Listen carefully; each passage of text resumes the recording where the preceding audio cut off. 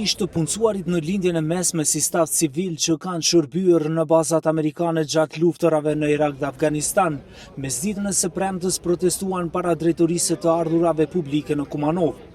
Nënshkruan një peticion për të kundërshtuar tatimin që DAP-i u ka bërë për vitin 2020, duke u bazuar në të hyrat e tyra qindra mijëra dollarësh në Maqedoni. Nuk ju shmangemi tatimeve, por se nuk do të pranojmë padrejtësi dhe shantazhe të DAP-it që pas 5 vitesh të vëj tatim, tha njëri nga protestuesit të cilët dolën me parulla në duar, 183 plus një ditë jo rezident, duke u bazuar në ligjin e të ardhurave personale që personat të cilët kanë qëndruar ka gjatë jashtë vendit, lirohen nga tatimi personal që është 10% i të hyrave.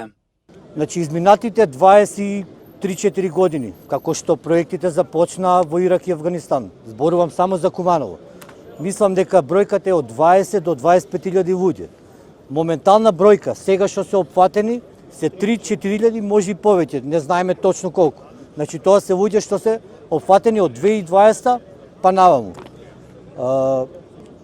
Не се оданочуваат моментално платата, а на некои луѓе и им стигнало за обештетување.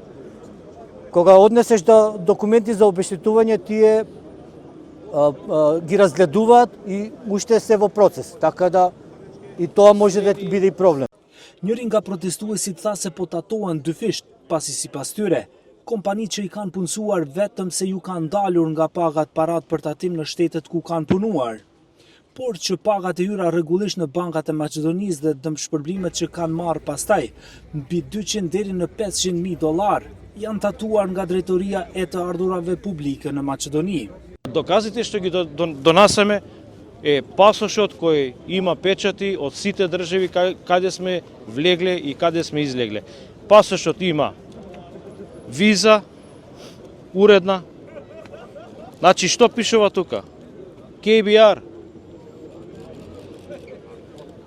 KBR, спонзор за работна виза во Ирак. Пасошите со печати, влез, излез, каде сме влегли. Еве ја, втората виза, работна виза. Значи секоја година ни обновуваат работна виза и секоја година ни обновуваат таа лична карта, бидејќи како странци мора да имаме лична карта. Сега ве прашувам, компанија која е мултимилиардерска компанија, меѓународна компанија, дали ќе се осмели да не плати данок? Дали тоа треба да докажеме дека таа компанија работела криминално? Nga drejtoria të ardhurave publike thonë se nuk bëhet fjalë për tatim retroaktiv apo urdhër të ri ligjor, por për dispozita që ishin që në krye të herës në ligjin për të hyra personale. Drejtoresha e DAP Elena Petrova tha se bëhet fjalë për një princip universal që vlen në çdo juridiksion tatimor, që secili tatim pagues rezident i cili përfiton mjetën në një vend të huaj, duhet të deklarojë të ardhurat dhe të paguajë tatimin në vendin e vet. Ajo mohon të ketë tatim të dyfisht dhe siguron që këto tatime janë të ligjshme dhe patjetër duhet të paguhen sipas afateve kohore.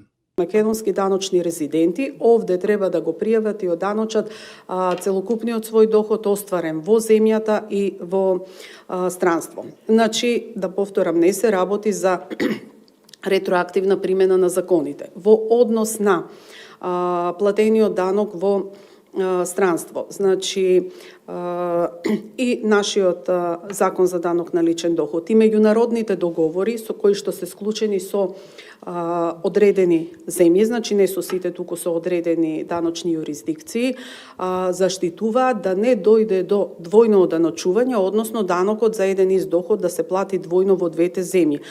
Ishte punësuarit në lindje të mesme janë të detyruar që deri me 15 janar 2026 të paguajnë tatimin, për ndryshe çdo ditë kamat vonesat janë 0.3% e shumës së tatimit. Na treguan se disa tashmë kanë paguar tatimin e ri, pasi kanë biznese dhe rrezikojnë të bllokohen xhirollogarit. Paralajmërojnë se do të ankohen në gjykatën kushtetuese. Madje shtojnë se drejtësi do të kërkojnë edhe në gjykatën ndërkombëtare për të drejtat e njeriut në Strasburg. Paralajmëruan po ashtu se protesta e radhës do të jetë bllokimi i rrugëve.